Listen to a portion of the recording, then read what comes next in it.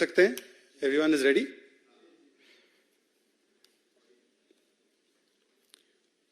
मित्रों, आज रामलीला मैदान में जो देश के नाम में डॉट लगाकर देश बचाने की बातें करने वाले दरअसल अपने परिवार और भ्रष्टाचार को बचाने के लिए जो इकट्ठा हुए हैं, वो कैसे देश के नाम में डॉट लगाते हुए देश में आग लगाने की, देश को डिवाइड करने की, देश का बंटवारा करने की और देश के लोकतांत्रिक संस्थाओं के प्रति डाउट पैदा करते हुए उसे बदनाम करने की लगातार साजिशें रचते हैं और उनका क्या क्या किरदार रहा है, उसके विषय में आज मैं इस मंच से कच्चा चिट्टा खोलने वाला हूं।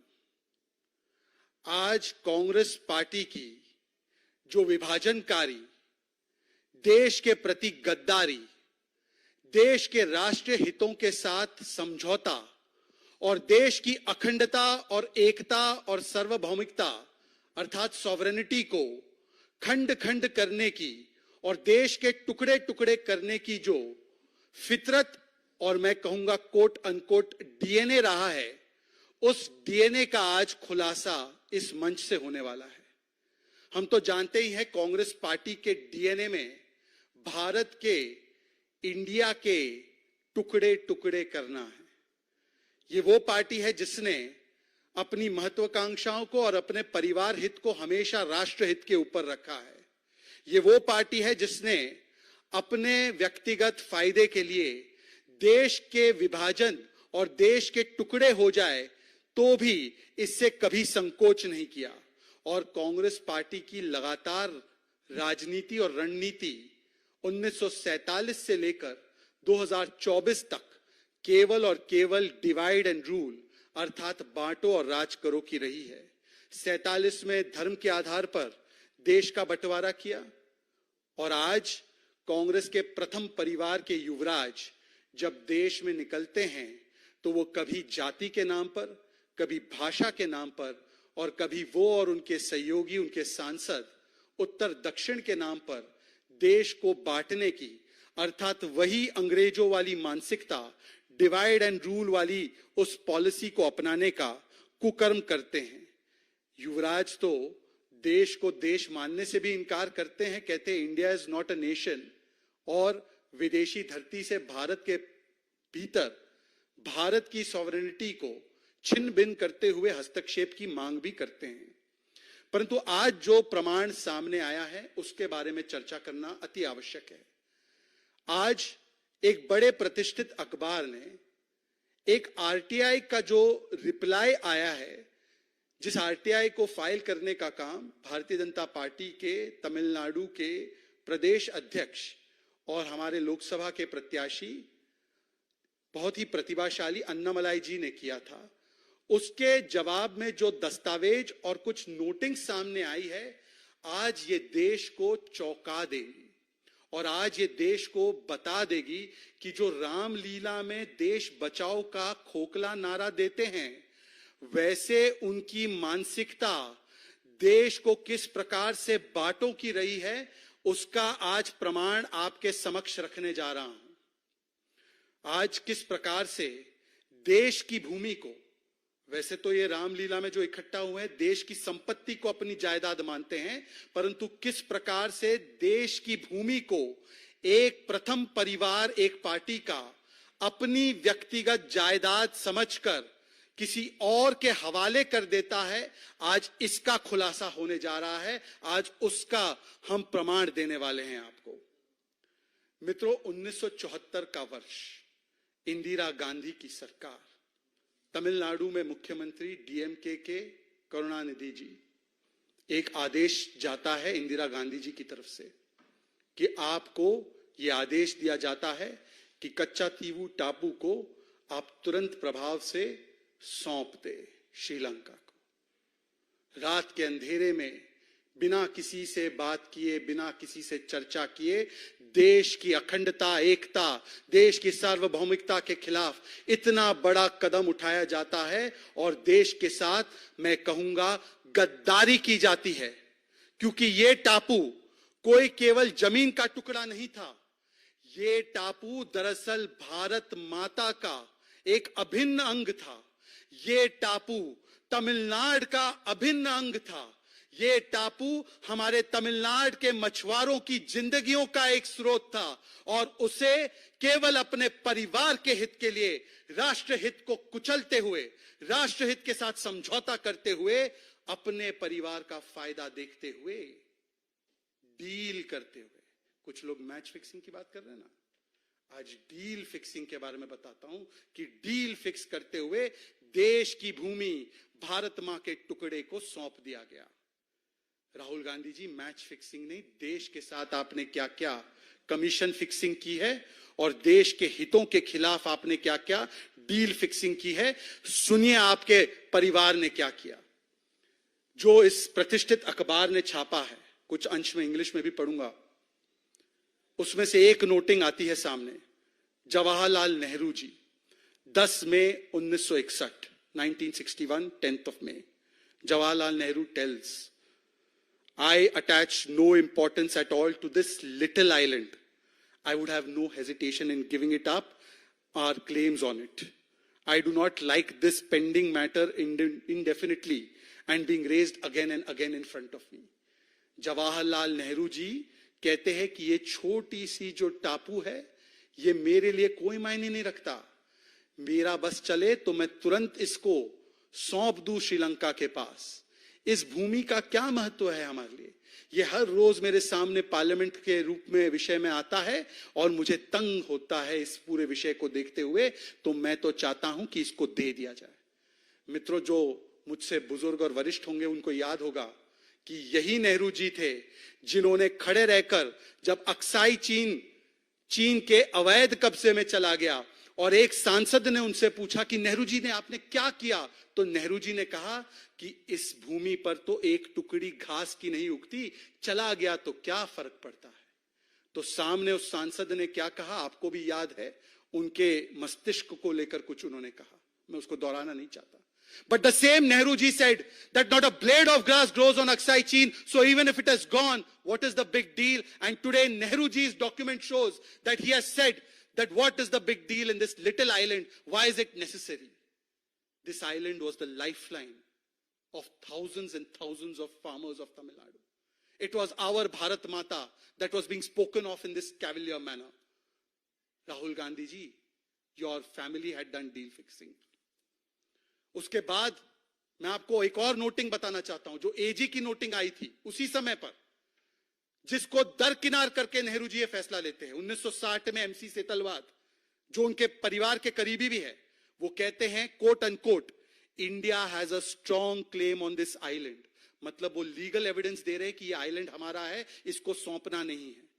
उसके अलावा हिस्टोरिकल एविडेंस दिया जाता है कि 1875 से लेकर 1948 तक, from 1875 to 1948, not only we have legal claim, legal evidence towards it, towards our claim on it, but this piece of land was continuously and uninterruptedly held by Raja of Ramnath, जिसको रामनाथपुरम कहते हैं, and therefore we have the entire control over that area of land, whether it is fisheries or other rights. ये historical evidence दिया जाता है। उसके बाद एक थर्ड नोटिंग सामने आती है। MEA joint secretary law and treaties के कृष्ण राव कहते हैं, India has a strong legal case and this should be leveraged for saving the fishermen's rights on that piece of land. वो आगे लिखते हैं, और ये सब 1960 में हो रहा है, we have a good case which can be answered and argued with considerable force. मतलब कि सरकार की ओर से जो वरिष्ठ जॉइंट सेक्रेटरीज है, लीगल ऑफिसर्स है, हिस्टोरिकल फैक्ट्स है, वो कहता है कि ये भारत की जमीन है, अनडिनाइबली हमारी है, undeniably claim is ours. It was handed over by East India Company to the raja and after the zamindari rights were gone, then we had the claim on it, on every inch of it. पर नेहरू जी क्या बोलते हैं, this tiny piece of land, what is the need of it? I have no qualms in relinquishing control of it. 1968 में फिर जब विपक्ष समूचा खड़ा होकर कहता है कि नेहरू जी, इंदिरा जी, कांग्रेस पार्टी, नेहरू जी तो चल बसे थे, कांग्रेस पार्टी की सरकार थी, ये नहीं कर सकते आप, तब देश की सरकार, इंदिरा जी की सरकार, कांग्रेस की सरकार संसद को झूठ बोलती है। ये कहते हैं ना, संसद का सम्मान नहीं हो रहा, संस्थाओं का सम्मान नहीं हो रहा, संसद को झूठ बोलती है और कहती है ऐसा कोई भी प्रपोजल नहीं है इस आइलैंड को हैंडओवर करने का। यह किया जाता है प्रथम परिवार के द्वारा। 1969 में इसको अपोज किया जाता है, तब भी झूठ बोला जाता है। और 1973-74 के दरमियान चोरी चोरी चुपके चुपके जिस प्रकार से उस समय के मुख्यमंत्री को साथ में लेते हुए देश की अखंडता, देश के हितों के खिलाफ समझौता करते हुए देश की एक भूमि को, देश की जमीन को श्रीलंका के पास सौंप दिया जाता है। और इसी संदर्भ में मैं आज कुछ सवाल इस डॉट लगाने वाले देश के नाम में अलायंस से भी पूछना चाहता हूं, और खास करके राहुल गांधी और कांग्रेस पार्टी से पूछना चाहता हूं जो देश बचाने का दम भरती है। प्रियंका वाड्रा से पूछना चाहता हूं, सोनिया जी से पूछना चाहता हूं, क्या ये हमारे राष्ट्र हितों के साथ समझौता था या नहीं? Was this a compromise with the unity, integrity, sovereignty of India? Yes or no? Second, why did the first family unilaterally, going against all the evidence available, relinquish our claims, India's claims, Bharat's claims on territory of Bharat? Thirdly, DMK and Congress दोनों से सवाल है, जो लोग बड़ी बड़ी बातें Tamil pride को लेकर करते हैं, तमिल संस्कृति को लेकर करते हैं, तमिल लोगों को, तमिल लैंग्वेज को लेकर करते हैं, is this not a direct assault on the rights and interests of Tamil people? क्या ये तमिलनाडु के लोगों के अधिकारों पर सीधा सीधा हमला नहीं था, जिसमें मॉडल ये था family first not nation first? क्या ये तमिलनाडु के मछुआरों के साथ धोखेबाजी नहीं थी? क्या ये तमिलनाडु के मछुआरों की जिंदगियों के साथ और जीवनी के साथ खिलवाड़ नहीं था? Was it not a direct assault on the lives and livelihoods? कितनी तकलीफें झेलनी पड़ी तमिलनाडु के मछुआरों को इस कदम के बाद? और क्या ये तमिलनाडु की गौरवशाली इतिहास के साथ खिलवाड़ नहीं था? मेरा अगला सवाल, परिवारवादी जो ये देश के नाम पर अपने आप को प्रस्तुत करने वाला गठबंधन है, क्या ये पहली बार ऐसा कोई कदम कांग्रेस पार्टी ने उठाया है? कांग्रेस का तो डीएनए और चरित्र लगातार राष्ट्रहित के साथ समझौता करने वाला रहा है। और इसीलिए आप देखिए, जम्मू कश्मीर की बात करें तो वहां पर भी किस प्रकार से अक्साई चीन अवैध कब्जे में दे दिया चीन के, किस प्रकार से पाकिस्तान ऑक्युपाइड कश्मीर हजारों किलोमीटर हमारी जमीन पाकिस्तान के अवैध कब्जे में चले जाने दी, कोको आइलैंड्स, काबो वैली, यहां तक कि सियाचेन का तो आपको याद होगा, एक न्यूज रिपोर्ट की हेडलाइन पढ़ना चाहता हूं। आप ही के बीच से एक मित्र ने उस आर्टिकल को, इस न्यूज रिपोर्ट को लिखा था। हेडलाइन थी, can PMO gift away to Pakistan what the army has one.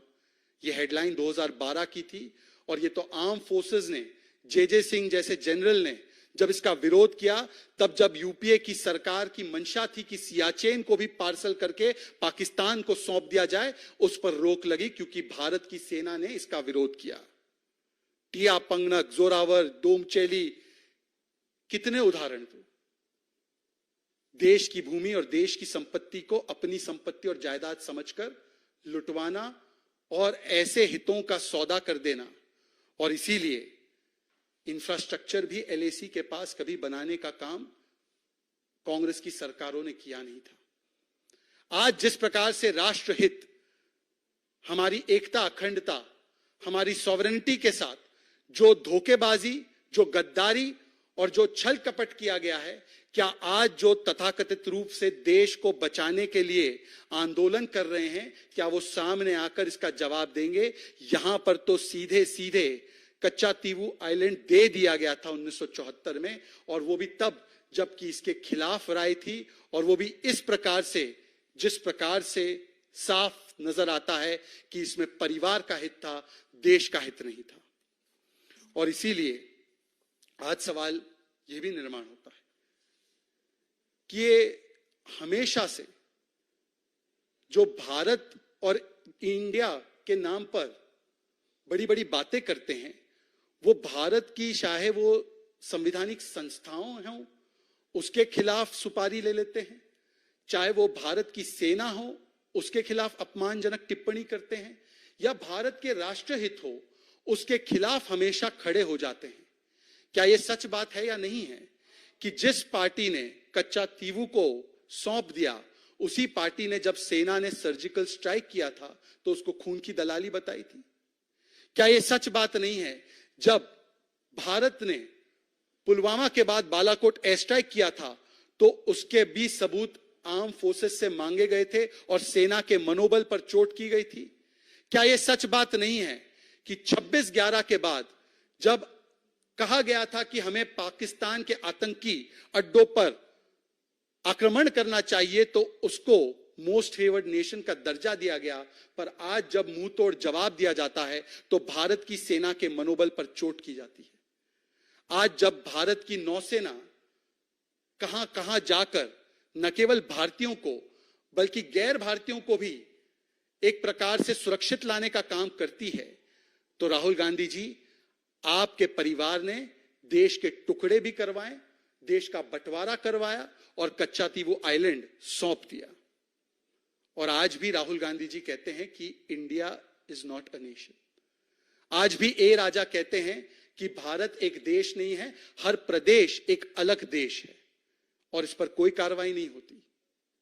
आज भी जिस प्रकार से एक कांग्रेस पार्टी के सांसद कहते हैं कि दक्षिण के राज्यों को अपने आप को अलग देश घोषित कर देना चाहिए, और इस पर संविधान बचाओ करने वाली बातें करने वाले बड़े बड़े नामी गिनामी लोग जो इकट्ठा हुए हैं, वो एक स्वर से इसका खंडन नहीं करते, ना उस पर कार्रवाई करते हैं। आप देश बचाना चाहते हैं या आप देश का विभाजन करवाना चाहते हैं? आप देश में आग लगाना चाहते हैं और आप देश की संस्थाओं के प्रति डाउट पैदा करना चाहते हैं। आज सवाल यह भी पैदा होता है कि जिस प्रकार से मैच फिक्सिंग की राहुल गांधी बात करते हैं, तो राहुल गांधी को यह बताना चाहिए कि ऐसी कौन सी डील फिक्सिंग हुई थी कि अक्साई चीन भी आपने चीन को सौंप दिया अवैध तरीके से, आपने पीओके पाकिस्तान को सौंप दिया अवैध तरीके से, आपने भारत की भूमि को अलग अलग समय पर अलग अलग देशों को सौंप दिया, और कच्चा तीवू को भी श्रीलंका के हितों को देखते हुए और हमारे तमिलनाडु के लोगों के हितों को नजरअंदाज करते हुए सौंप दिया। इसके ऊपर आज इनको इसी मंच से जवाब देना चाहिए। आपके कोई अन्य सवाल होंगे?